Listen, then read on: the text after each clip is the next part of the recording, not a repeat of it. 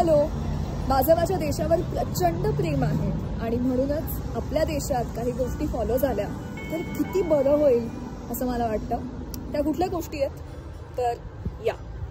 दर 50 मीटरवर असणारी कचरा पेटी, कुठल्याही नावाचा, नेत्याचा, नगरसेवकाचा किंवा निधीचा उल्लेख नसलेले असे नागरिकांसाठीचे बाक, सायकलींसाठी असणारे असे ट्रॅक्स, पोलीस मामा धरतील म्हणून नाही पण प्रत्येकाची जबाबदारी म्हणून रूल्स फॉलो करणारे सेन्सिबल नागरिक, कुठलीही घाई गडबड न करता कशी शहाण्यासारखी सगळी ही कारवाली मंडळी ओळीत एकामागोमाग एक थांबली आहेत बघा.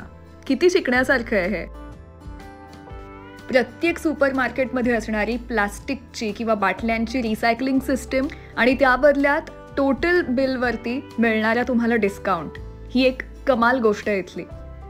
याला इथे पी फंड सिस्टीम म्हणतात.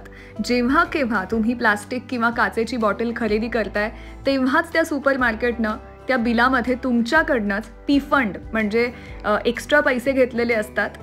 हे पैसे आपल्याला आपलेच पैसे परत मिळतात जेव्हा आपण त्या बॉटल्स त्यांच्या सिस्टीममध्येच रिसायकल करतो. प्रत्येक बॉटल मागे 25 सेंट्स आपल्याला मिळतात. फॉर एक्झाम्पल आत्ता आम्हाला इथे €1 आणि 73 सेंट्स इतक्याची रिसीट मिळते आहे, जी आमच्या टोटल बिलमधून कॅन्सल होणार आहे. इथली अजून एक कमालीची गोष्ट म्हणजे सेकंड हँड शॉप्स. इथे कपडे, तुम्हाला लागणाऱ्या घरच्या वस्तू तुम्ही सेकंड हँड बाय करू शकता किलोच्या भावानी. आणि यात कसलाही कमीपणा नाही, कारण हे खरं सस्टेनेबल लिव्हिंग. इथे कंपनीच्या सीईओला सुद्धा सायकल चालवत ऑफिसला येण्यात काहीही कमीपणा वाटत नाही. यांच्याकडून सायकलींचं प्रेम घ्यावं आणि शिस्तीचा ध्यास घ्यावा.